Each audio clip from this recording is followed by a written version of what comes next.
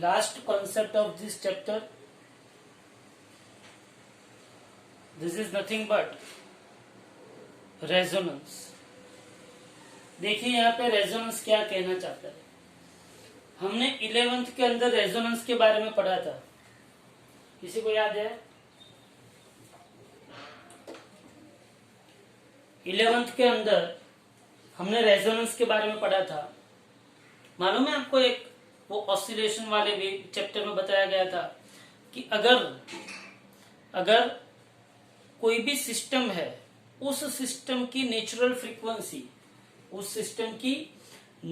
Frequency and वो system को अगर मैं एक्सटर्नल पीरियोडिक फोर्स अप्लाई कर रहा हूं या तो एक्सटर्नल एनर्जी से उसको ड्राइव कर रहा हूं, सिस्टम की नेचुरल फ्रीक्वेंसी, और वही सिस्टम को मैं एक्सटर्नल फ्रीक्वेंसी दे रहा हूं, एक्सटर्नल फोर्स दे रहा हूं, एक्सटर्नल एनर्जी से वो सिस्टम को मैं ड्राइव कर रहा हूं. अगर वो दोनों फ्रीक्वेंसी, नेचुरल फ्रीक्वेंसी मतलब क्या, जो सिस्टम बाय डिफॉल्ट एक पर्टिकुलर फ्रीक्वेंसी से ऑसिलेट करती है. जैसे कि आप लोगों ने ब्रिज देखा है, ब्रिज अपना जो फ्लाई ओवर ब्रिज होता है, वो ओवर ब्रिज के अंदर क्या होता है, हाँ, आप वहां पे खड़े रहना, तो आपको वहां पे सपोज कि कोई ट्रक जाती है तो आपको थोड़ा सा वाइब्रेशन महसूस होगा. अपना घर भी जो है, बिल्डिंग जो है, उसकी भी कुछ नेचुरल फ्रीक्वेंसी होती है.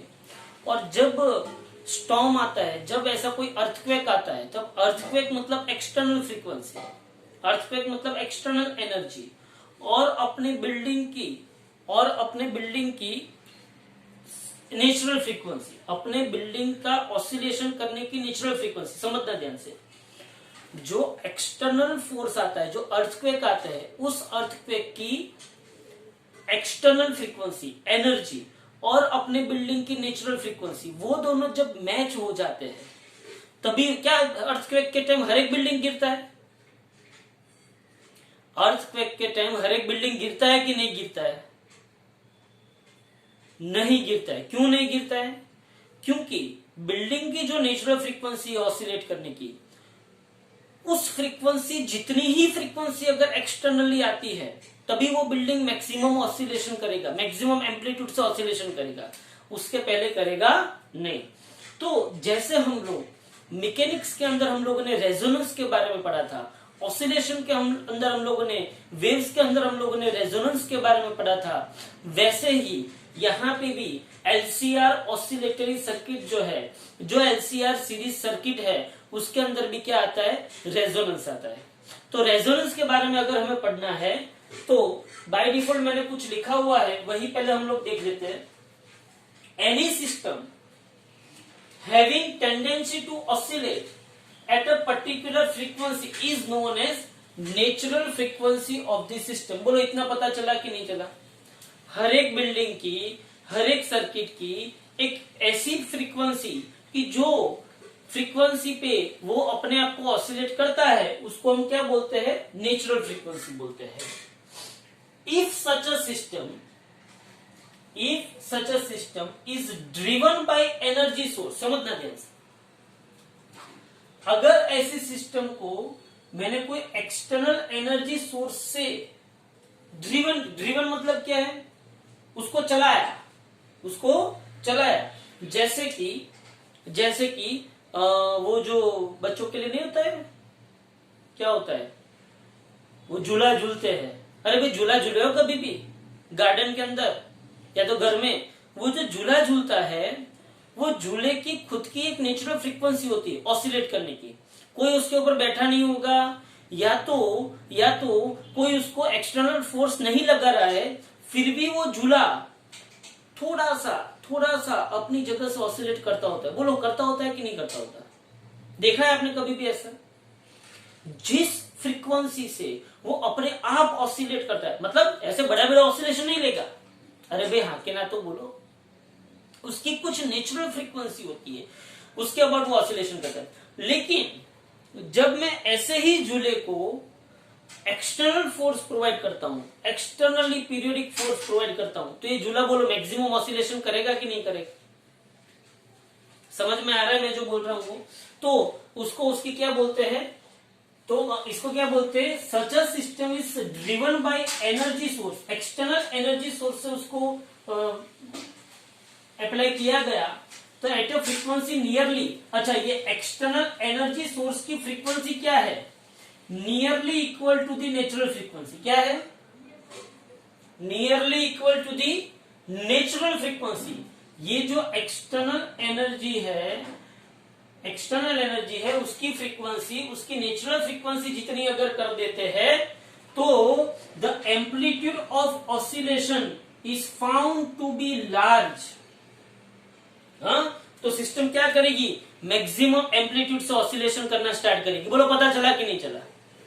अरे भाई हाके ना तो बोलो, क्या समझ में आ रहा है मैं जो बोल रहा हूं वो? ये हम लोगों ने 11th में देखा था कि नहीं देखा था? बोलो। Yes sir. हाँ सर।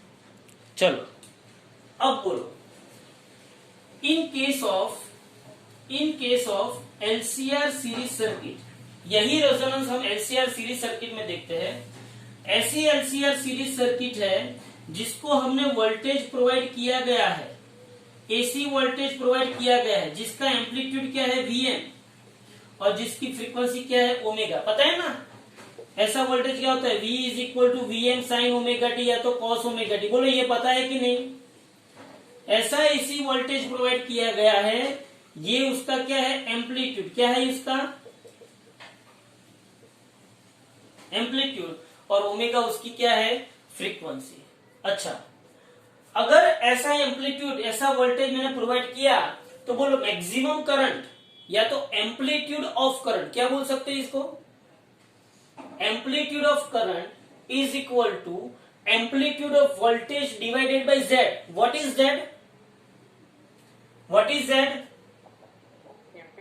इंपीडेंस। और जेड का इक्वेशन क्या है, under root R square plus XC minus XL का स्क्वायर। तो जब मैंने ऐसा वोल्टेज प्रोवाइड किया तब सर्किट के अंदर जो करंट पास हुआ उस करंट का मैक्सिमम एम्पलीट्यूड Im क्या है, Vm बाई जेड। बोलो यहां तक पता चला?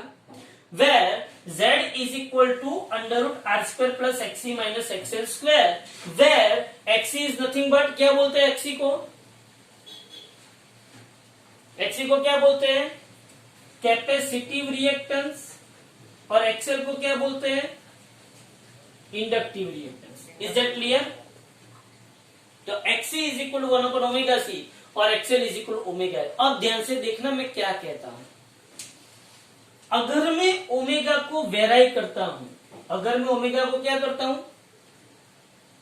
चेंज करता हूं, तो ये ओमेगा अगर चेंज होगा दोनों में, ओमेगा चेंज होगा तो क्या एक पॉइंट ऐसा आएगा कि XC is equal to XL हो जाएगा?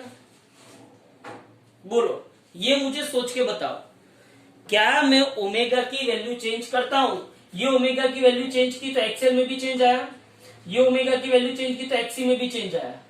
ओमेगा तो दोनों में सेम ही चेंज हो रहा है, लेकिन यहां पे ओमेगा डिनोमिनेटर में है और यहां पे ओमेगा न्यूमेरेटर में है। कुछ ना कुछ प्रोसेस होके मैं ऐसा समझ सकता हूं कि कोई एक टाइम पे कोई एक पॉइंट ऐसा आएगा कि जहां पे एक्सी की वैल्यू किसकी कितने जितनी हो जाएगी, मतलब कि कैपेसिटिव रिएक्टेंस और इंडक्टिव रिएक्टेंस क्या हो जाएंगे इक्वल। अगर ये इक्वल हुए तो क्या हुआ, हाँ, at if omega is varied then at particular frequency omega zero, कोई पर्टिकुलर फ्रीक्वेंसी पे XC is equal to XL हो जाता है। एक्सी मतलब 1 upon omega zero C is equal to XL मतलब ओमेगा जीरो एल। तो बोलो omega zero square is equal to 1 upon L C. तो बोलो omega zero is equal to 1 upon under root L C. This is known as resonance frequency. अब इसको resonance frequency क्यों बोलते हैं ध्यान से सुनना, ध्यान से सुनना। चलो एक्सी इज इक्वल एक्सएल हुआ, एक्सी इज इक्वल क्या हुआ, ये पर्टिकुलर ओमेगा जीरो पे एक्सी इज इक्वल एक्सएल हुआ, क्लियर। अब एक्सी इज इक्वल एक्सएल हुआ तो क्या ये टर्म क्या हो जाएगी, ये टर्म निकल जाएगी कि रहेगी? बोलो, एक्स इज इक्वल एक्सएल होगा तो 0 हो जाएगी। ये टर्म 0 हो गई तो बाकी क्या बचा? रेजिस्टेंस। तो I M is equal to V M by R होगा। मतलब कि पहले इसका स्क्रीनशॉट ले लो, चलो जल्दी से, पहले इसका स्क्रीनशॉट ले लो।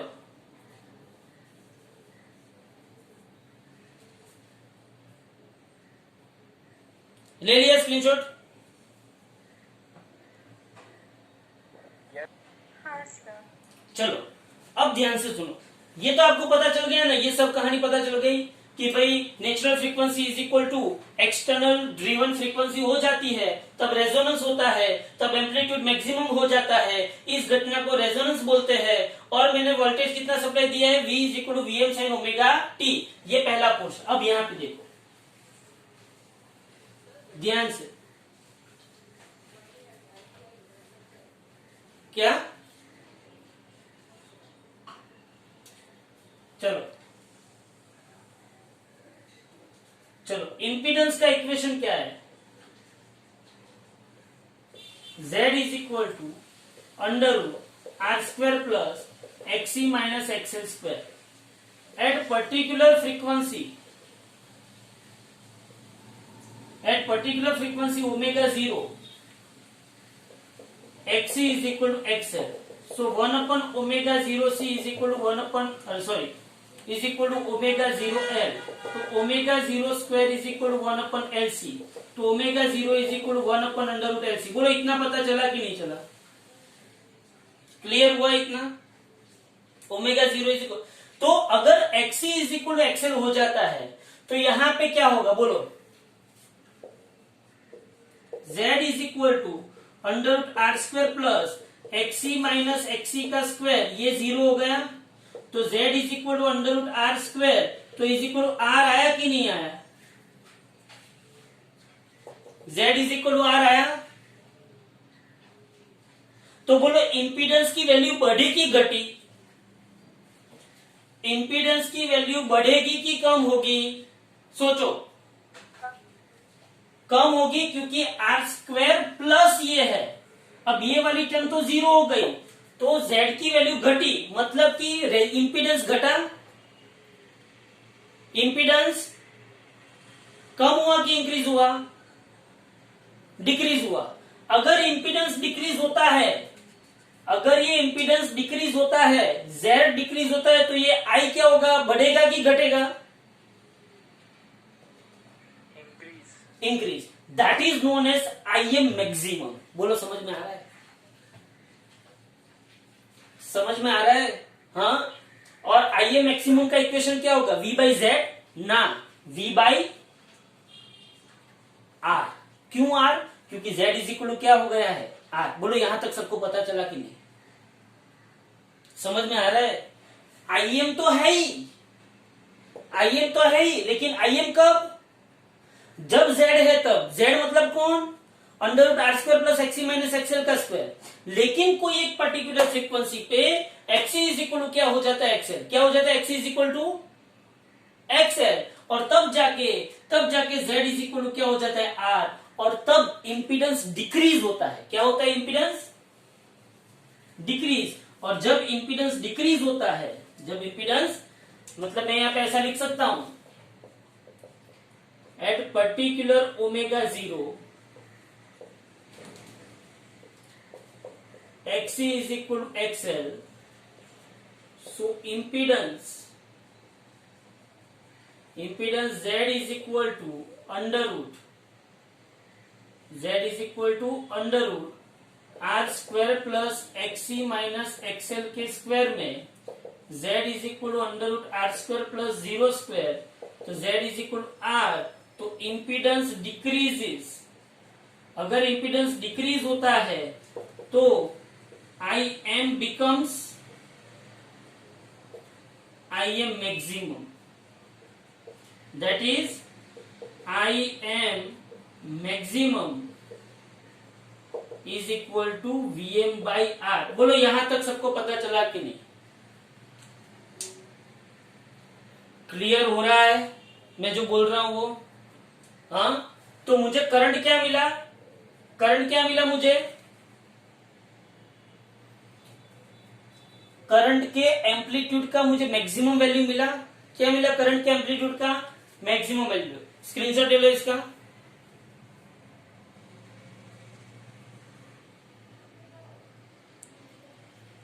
ले लिया? Yes sir. चलो आगे बढ़ते हैं। यहां तक आपको पता चला। अब समझो, तो रेजोनेंस क्या कहना चाहता है कि एक पर्टिकुलर फ्रीक्वेंसी पे इंपीडेंस मिनिमम हो जाता है। एक पर्टिकुलर फ्रीक्वेंसी पे इंपीडेंस मिनिमम हो जाता है और करंट मैक्सिमम हो जाता है। तो अगर इसका मैं जब ग्राफ प्लॉट करता हूं, क्या प्लॉट करता हूं? ग्राफ किसका? Im वर्सेस ओमेगा का ग्राफ। किसका ग्राफ? Im वर्सेस ओमेगा का जब मैं ग्राफ प्लॉट करता हूं, तब मुझे एक पर्टिकुलर ओमेगा 0 पे मुझे पीक वैल्यू मिलती है। बोलो, ओमेगा 0 पे जो वैल्यू मिलेगी वो क्या होगी? Im होगी। ओमेगा 0 पे जो करंट की वैल्यू मिलेगी वो Im होगी, हाँ कि ना? ओमेगा 0 पे करंट की जो वैल्यू मिलेगी वो कौन सी होगी? Im होगी। सोचो। तो ओमेगा 0 पर्टिकुलर एक ऐसी रेजोनेंस फ्रीक्वेंसी है जहां पे करंट की वैल्यू Im नहीं मिलती है। क्या मिलती है? Im maximum. क्या मिलती है? Im maximum. और इसके अलावा और कोई भी वैल्यू ले लो तो आपको करंट की वैल्यू क्या मिलेगी? डिक्रीज होती हुई मिलेगी।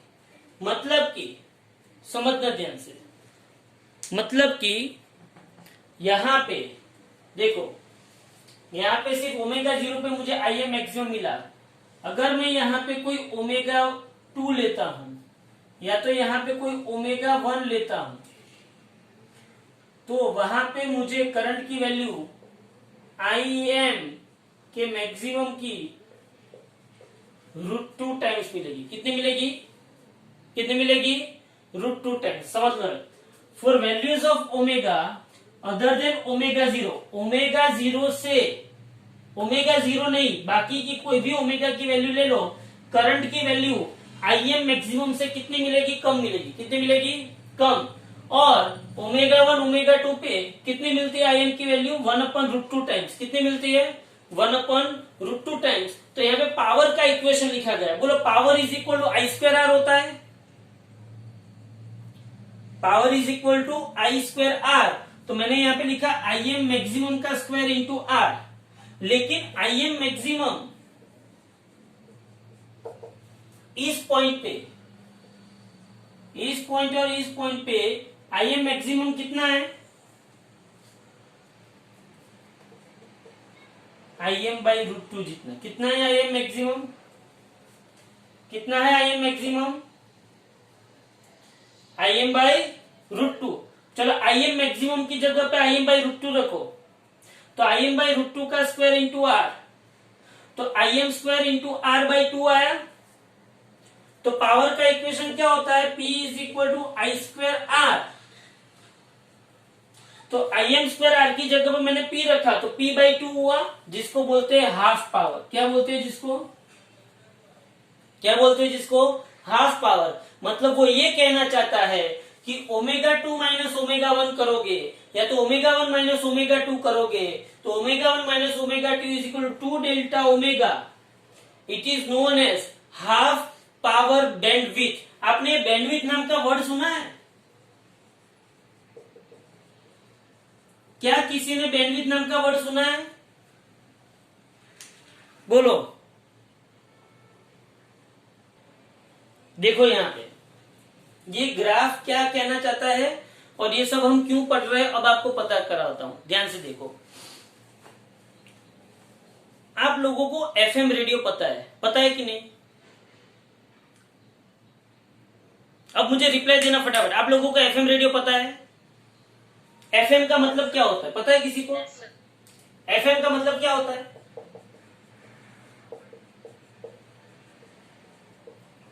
फ्रीक्वेंसी मॉड्यूलेशन क्या होता है? ये जो चैप्टर में था 12th के सिलेबस में, ये चैप्टर नंबर 15 में था। कौन से चैप्टर में था? 15, जो चैप्टर आप लोगों को निकल गया है नहीं। लेकिन अब ध्यान से सुनना। चलो मुझे कोई एक रेडियो एफएम का कोई स्टेशन का मुझे नाम बोलो। रेडियो मिर्ची का क्या है, पता है किसी को? 91.1 91.1 ले लेते। चलो, ये 91.1 मेगा हर्ट्ज ऐसा लिखा हुआ होता है ना। इसका मतलब क्या है? Yes sir. इसका मतलब क्या है? This is the resonance frequency. What? This is resonance frequency. हाँ, अब ध्यान से समझना क्या बात होती है। ये 91.1 रेजोनेंस फ्रीक्वेंसी है। आपने ऐसा बोला कि भाई 91.1 है, मुझे 91.2 पे क्या यही गाना सुनाई देगा? 91.3 पे क्या यही गाना सुनाई देगा? 91.4 पे क्या यही गाना सुनाई देगा? सुनाई देगा, लेकिन क्या वो वही क्वालिटी का आएगा? समझ रहे हो? आप अपना रेडियो एफएम करना 91.1, क्या करोगे आप? 91.1 करते हो, तब आपको जो साउंड क्वालिटी आती है, क्या वही साउंड क्वालिटी 91.2, 3, 4 पे आती है? क्या वही क्वालिटी, ये 91.1 है, ये 91.2, 91.3, 91.4, ये 91.0, ये 90. क्या यही क्वालिटी ये सब में आती है? बोलो। No sir. नहीं आती। क्यों नहीं आती? ध्यान से समझना। पहली बात तो 91.1 जो है उसको बोलते हैं रेजोनेंस फ्रीक्वेंसी। क्या बोलते हैं उसको? Resonance frequency. हमारा जो मोबाइल है या तो हमारा जो एफएम रेडियो का डिब्बा है, ये रेडियो वेव्स है। कौन से वेव्स है ये? Radio waves. ये आपके आसपास है ही, सभी फ्रीक्वेंसी वाले हैं। सभी फ्रीक्वेंसी वाले रेडियो वेव्स आपके डिब्बे पे या तो आपके मोबाइल पे भी इनपुट होते हैं, लेकिन आप उसमें से जो फ्रीक्वेंसी ट्यून करते हो, क्या करते हो? ट्यूनिंग का मतलब पता है आपको? पता है ट्यूनिंग में क्या होता है? ध्यान से सुनना। ट्यूनिंग तो यहां पे जो आपका रेडियो का, जो आपने रेडियो एफएम सुना होगा बराबर, आपका जो रेडियो इंस्ट्रूमेंट होता है उसमें एक नॉब होता है। क्या होता है उसमें? एक नॉब। वो नॉब क्या करता है? वो नॉब क्या करता है? फ्रीक्वेंसी चेंज करता है। कैसे? तो कि वहां पे एलसी ऑसिलेटरी सर्किट होती है, उसमें या तो एल को चेंज करते हैं या तो सी को चेंज करते हैं। सी को कैसे चेंज करेंगे? तो सी को चेंज करने के लिए C is equal to epsilon naught A by D है मेरे पास। अगर मैंने एरिया को चेंज किया, एरिया मतलब कौन सा? दो प्लेट जो कांटेक्ट में होती है उसका कांटेक्ट एरिया। अगर मैंने एरिया चेंज किया तो कैपेसिटेंस चेंज होगा, अगर मैंने कैपेसिटेंस चेंज किया तो फ्रीक्वेंसी चेंज होगी। अब ये जो फ्रीक्वेंसी जब पर्टिकुलर 91.1 पे 91.1 पे आती है, तब क्या क्रिएट होता है? रेजोनेंस। और जब ये रेजोनेंस क्रिएट होता है तब करंट की वैल्यू मुझे क्या मिलती है? मैक्सिमम वैल्यू मिलती है। और जब करंट मुझे मैक्सिमम मिलता है, जब करंट मुझे मैक्सिमम मिलता है, तब उस करंट के कोरिस्पॉन्डिंग साउंड क्वालिटी भी क्या आती है? बेस्ट। और तब जाके मुझे अच्छी तरीके से वो साउंड सुनाई देता है, वो गाना सुनाई देता है, वो चैनल मुझे सुनाई देती है। समझ में आ रहा है? तो यहाँ पे मेन बात क्या है? मेन बात क्या है यहाँ पे कि रेजोनेंस फ्रीक्वेंसी पे करंट क्या होना चाहिए? मैक्सिमम होना चाहिए। ओके, तो ये जो पर्टिकुलर ओमेगा 1 एंड ओमेगा 2 है, ये क्या कहना चाहता है कि for values of omega other than omega 0 the amplitude of current is less than Im maximum. Omega 1 and omega 2 पे या तो कोई भी वैल्यू ओमेगा की ले लो, एक्सेप्ट ओमेगा 0। ओमेगा 0 के अलावा कोई भी ओमेगा की वैल्यू ले लो, आपको करंट की वैल्यू क्या मिलेगी? कम मिलेगी। ओके, बराबर। और तब पावर भी क्या हो जाएगा? हाफ, क्योंकि पावर का इक्वेशन मेरे पास है आई एम मैक्सिमम का स्क्वायर इंटू आर, लेकिन आई एम मैक्सिमम वहां पे क्या हो जाता है I M by root two, तो I M by root two का स्क्वायर इंटू आर, तो I M square into R by root two का स्क्वायर 2 हो गया। तो उस बैंडविड्थ को क्या बोलते हैं, ओमेगा 1 माइनस ओमेगा 2 को क्या बोलते हैं, हाफ पावर बैंडविड्थ। क्या बोलते हैं उसको, हाफ पावर बैंडविड्थ। ओके, और यहाँ पे मैं एक और बात आपको बताना चाहता हूं कि ये जो ओमेगा 1 और ओमेगा 2 का जो डिफरेंस है, वो डिफरेंस अगर कम है तो आपका ग्राफ शार्प आएगा, वो डिफरेंस अगर ज्यादा है तो आपका ग्राफ क्या आएगा, ब्रॉड आएगा। हाँ, तो यहाँ पे क्वालिटी फैक्टर करके एक फिजिकल क्वांटिटी डिफाइन की गई है, and quality factor Q is equal to omega 0 upon 2 delta omega, Q is equal to omega 0 upon 2 delta omega, that is known as quality factor, जो आपके कर्व की sharpness represent करता है। क्या represent करता है, कर्व की शार्पनेस रिप्रेजेंट करता है। तो मेन बात क्या है कि सपोज कि आप 91.1 मेगाहर्ट्ज की फ्रीक्वेंसी को सेट करते हो, तो 91.1 पे आपको क्लियर साउंड मिलेगा, लेकिन 91.2 पे, 91.3 पे, 91.4 पे कुछ मिलेगा, मतलब मिलेगा सही, लेकिन इतना अच्छी तरीके से आप सुन सकोगे नहीं। ऐसे ही यहाँ पे आगे की ओर भी नहीं सुन सकोगे। आपको ये पता होना चाहिए कि there are different types of transducer. Transducer क्या करते हैं, डिफरेंट टाइप ऑफ, मतलब एक प्रकार की एनर्जी को दूसरे प्रकार की एनर्जी में क्या करते हैं, कन्वर्ट करते हैं। जैसे कि माइक्रोफोन है, क्या है माइक्रोफोन, वो माइक्रोफोन जो है वो साउंड एनर्जी को इलेक्ट्रिकल एनर्जी में कन्वर्ट करता है, और स्पीकर जो है it is also one type of transducer, जो इलेक्ट्रिकल एनर्जी को कौन सी एनर्जी में कन्वर्ट करता है, साउंड एनर्जी में कन्वर्ट करता है। ये सब आपको अभी नहीं समझना है, सिर्फ याद रखना है। तो बेसिकली हम लोग किसकी बात कर रहे थे, रेजोनेंस की बात कर रहे थे, और रेजोनेंस के अंदर आप लोगों को हाफ पावर बैंडविड्थ याद रखनी है, क्वालिटी फैक्टर याद रखना है, और ये याद रखना है कि जितनी बैंडविड्थ कम होगी उतनी ग्राफ की शार्पनेस ज्यादा होगी, जितनी बैंडविड्थ ज्यादा होगी उतनी ग्राफ की शार्पनेस क्या होगी, कम होगी। That's all. यहाँ पे हम लोग सिर्फ रेजोनेंस के बारे में बेसिक अंडरस्टैंडिंग ली है। अब उसके ऊपर से एक इक्वेशन जो हमको डिराइव करना है वो हम नेक्स्ट लेक्चर में डिराइव करेंगे।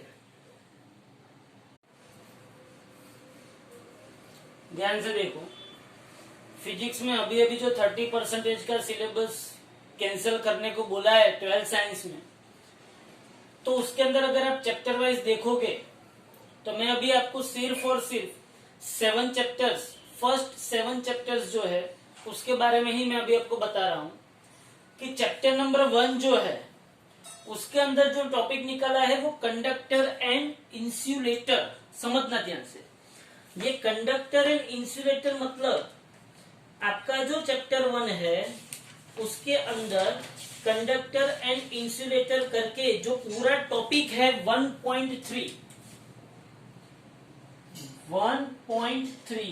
ये जो पूरा टॉपिक है, और अगर आपके पास योगी बुक है तो उसके बेस पे 1.3 में 15, 16, 17, 18 ये चार थियरी निकल जाएगी। कंडक्टर और इंसुलेटर के लिए 15 से लेके 18 तक की चार थियरी निकल जाएगी। समझना ध्यान से, 15 से लेके 18 तक की थियरी निकल गई। फिर दूसरा आपको बोला है चार्जिंग बाय इंडक्शन, वो है 1.4 टॉपिक, 1.4, और उसके बेस पे जो थियरी है उसमें है 19, 20 एंड 21, मतलब 19 से लेके 21 तक की सारी थियरी इसमें निकल गई। समझना ध्यान से, 19 से लेके 21 की सारी थियरी इसमें निकल गई। उसके बाद आपका टॉपिक है कि यूनिफॉर्मली स्फेरिकल शेल जो है, यूनिफॉर्मली स्फेरिकल शेल, उसके लिए इलेक्ट्रिक फील्ड, मतलब कि 68 नंबर की थियरी जो लास्ट है, ये जो टॉपिक है 1.15.3, 1.15.3 मतलब कि लास्ट की 68 नंबर की थियरी भी निकल गई। समझ लो ये। तो इसका मतलब ये हुआ कि पहले चैप्टर में से 15, 16, 17, 18 ये 4 थियरी, चार्जिंग बाय इंडक्शन मतलब 19, 20, 21, मतलब 15 से लेके 21 तक की थियरी निकल गई, और ये 68 नंबर की थियरी निकल गई। साथ में एग्जाम्पल नंबर 1, 15 एंड 13 निकल गए। कौन निकल गया? एग्जाम्पल नंबर 159 13 निकल गया। और एक्सरसाइज के अंदर ध्यान से समझना, एक्सरसाइज के अंदर आप लोगों को सिर्फ और सिर्फ 12 निकल गया और 25 से लेके 34 निकल गया। इसको अगर आप ध्यान से देखोगे 25 से लेके 34 को, तो 25 से लेके 34 मतलब एडिशनल एक्सरसाइज है। देखा आपने? 25 से लेके 34 मतलब क्या है? Additional exercise. तो एडिशनल एक्सरसाइज आपकी निकल गई चैप्टर नंबर 1 के अंदर। 1, 5 एंड 13, ये क्या है? 1, 5 एंड 13, 1, 5 एंड 13 निकल गया। 1, 5 एंड 13 निकल गया। और यहाँ पे 12 नंबर 25 से लेकर 34 निकल गया। बोलो इतना पता चला? उसके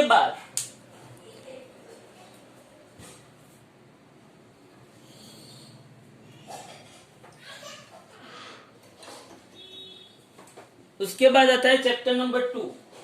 चैप्टर नंबर 2 के अंदर 2.9 नंबर का जो टॉपिक है, जिसमें इलेक्ट्रोस्टैटिक बाय कंडक्टर है। ये इलेक्ट्रोस्टैटिक बाय कंडक्टर 2.9 नंबर का टॉपिक अगर आप योगी बुक के अंदर देखोगे तो 2.9 नंबर के टॉपिक के अंदर 26 से लेके 38 तक की थियरी है, वो सब कैंसिल। 26 मतलब इलेक्ट्रोस्टैटिक्स ऑफ कंडक्टर, उसमें वो शील्डिंग वाला टॉपिक आता है, इलेक्ट्रोस्टैटिक शील्डिंग है, कंडक्टर के अंदर चार्ज कैसे डिस्ट्रीब्यूट, ये सब निकल गए। 26 के लेके 38 तक पूरी थियरी निकल गई। एग्जाम्पल नंबर 7 निकल गया और एक्सरसाइज का 12 से लेके 36 निकल गया। एक्सरसाइज में 12 से लेके 36 समझना ध्यान से, कितना निकाला है वो एक बार देख लो। चैप्टर नंबर 2 उसके अंदर एग्जाम्पल में सिर्फ 7 निकला है और एक्सरसाइज में 12 से लेके 36। बराबर जी। उसके बाद चैप्टर नंबर 3 की बात करते हैं। चैप्टर नंबर 3 के अंदर आपके पास टॉपिक है 3.7 नंबर का, रेजिस्टिविटी ऑफ वेरियस मटेरियल्स। ये जो रेजिस्टिविटी ऑफ वेरियस मटेरियल्स है, उसके अंदर योगी बुक के अंदर, योगी बुक में उसके अंदर 32 से लेके 36 नंबर की थियरी है, वो निकल गई।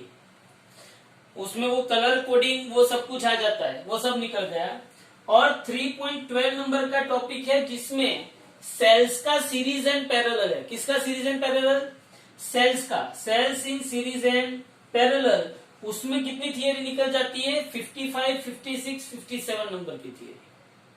समझना ध्यान से मैं बोल रहा हूं, ये मैं कौन सा रेफरेंस से बोल रहा हूं? योगी के रेफरेंस से बोल रहा हूं, ध्यान से समझो आप।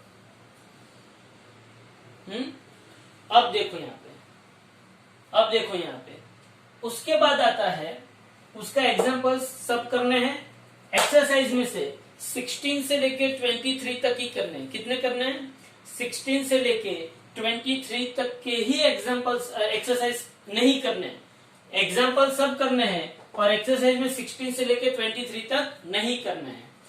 4 नंबर का जो चैप्टर है, चैप्टर नंबर 4, उसके अंदर आपको एक्सरसाइज के अंदर थियरी में 4.4.2 मतलब कि साइक्लोट्रॉन का जो टॉपिक है, कौन सा टॉपिक है? साइक्लोट्रॉन का, वो निकाल दिया। साइक्लोट्रॉन का टॉपिक निकाल दिया। साइक्लोट्रॉन का टॉपिक जब निकलता है तो उसके साथ 17, 18 एंड 19 नंबर की थियरी निकल जाती है। कौन सी थियरी निकल जाती है? योगी की 17, 18 एंड 19 नंबर की थियरी। साथ में एग्जाम्पल नंबर 4.4 निकाल दिया और एक्सरसाइज में 14 से लेके 28 तक निकाल दिया। कितना निकाला? 14 से लेके 28 तक निकाल दिया। 5th नंबर का जो चैप्टर है उसमें टॉपिक है 5.2.2। ध्यान से देखो उस टॉपिक को। 5.2.2 कौन सा टॉपिक है? तो 5.2.2 जो टॉपिक है वो है bar magnet as an equivalent solenoid. Bar magnet as an equivalent solenoid. और उसके बाद का जो टॉपिक है the dipole in a uniform magnetic field.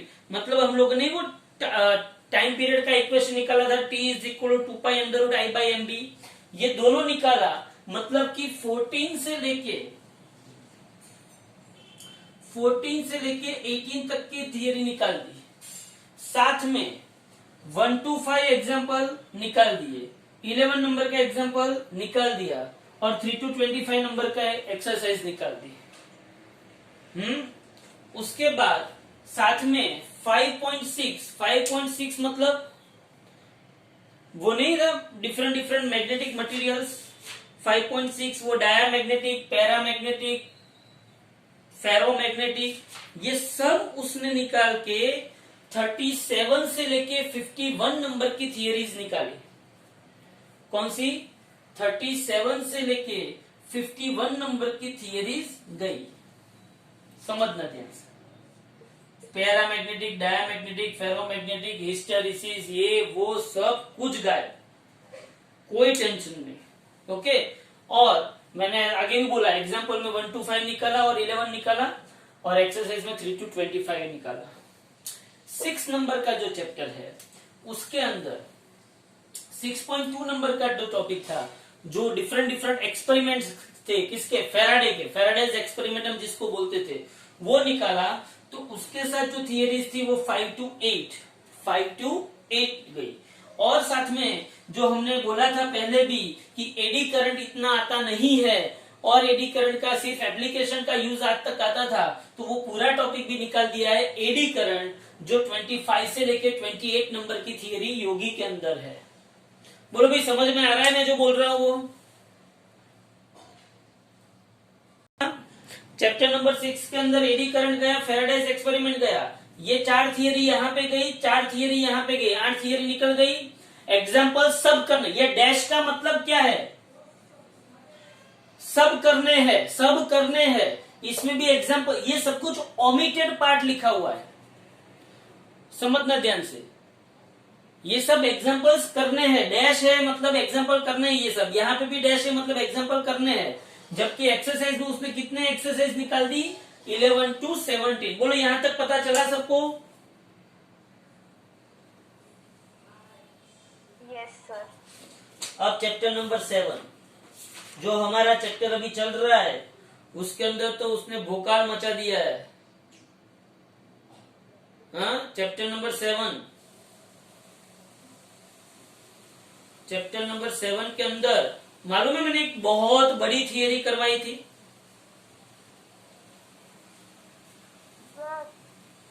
Analytical solution करवाया था, याद हो तो? Yes sir. ये एनालिटिकल सॉल्यूशन पूरा निकाल दिया उसने। चैप्टर नंबर 7 के अंदर एनालिटिकल सॉल्यूशन, और मतलब कि आपकी योगी के अंदर आप देख लो 7.6 निकाला, 7.6.2 निकाला। एनालिटिकल सॉल्यूशन, एनालिटिकल सॉल्यूशन 7.6.2 निकाला। और उसके अंदर कितनी थियरी है? तो 27 नंबर की थियरी, बस एक ही थियरी है, तो इसमें 27 नंबर की थियरी निकल गई। कौन सी थियरी निकली? 27। और साथ में 7.7 power in AC circuit, power का पूरा निकाल दिया। 36 नंबर की थियरी, 36, 37, 38। 7.7 पावर वाली थियरी, पावर वाली थियरी कौन कौन सी है? 36, 37, 38 निकाल दी। ओके। और एग्जाम्पल में उसने क्या किया? एग्जाम्पल में 7, एग्जाम्पल नंबर 7, 8 का सी पार्ट निकाल दिया, डी पार्ट भी निकाल दिया और 9 निकाल दिया। कौन कौन निकाला? 7 निकाला, 8 का सी एंड डी पार्ट निकाला और 9 नंबर का एग्जाम्पल निकाल दिया। और एक्सरसाइज देखो जल्दी से। एक्सरसाइज में तो 1 का बी पार्ट निकाला, 5 निकाला, 9 निकाला, 12 से 26 निकाल दिया। जो हम लोगों ने अभी करना बाकी थे ना, कुछ तो करवा दिए थे मैंने, 13, 14, 15, 16 वो सब कुछ। चलो अब लास्ट चैप्टर 8। अभी मैं सिर्फ 1 to 8 चैप्टर का ही करवाऊंगा, आगे का नहीं करवाऊंगा मैं। 8 चैप्टर ध्यान से देखो। 8 चैप्टर में आपको पता नहीं चलेगा, लेकिन 8.2 करके टॉपिक है डिस्प्लेसमेंट करंट। डिस्प्लेसमेंट करंट करके एक टॉपिक है, वो निकाला है। और उसके साथ जो थियरीज कनेक्टेड है डिस्प्लेसमेंट करंट के साथ,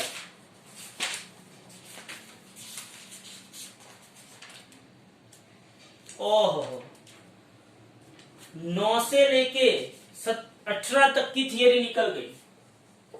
9 to 18 थियरीज निकल गई डिस्प्लेसमेंट करंट के अंदर।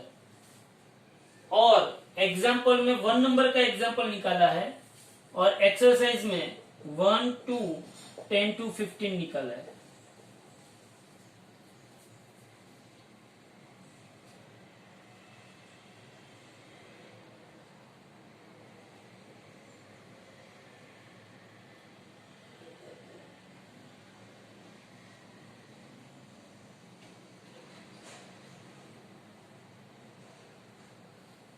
बोलो भाई, यहां तक का पता चला? किसी को कोई डाउट?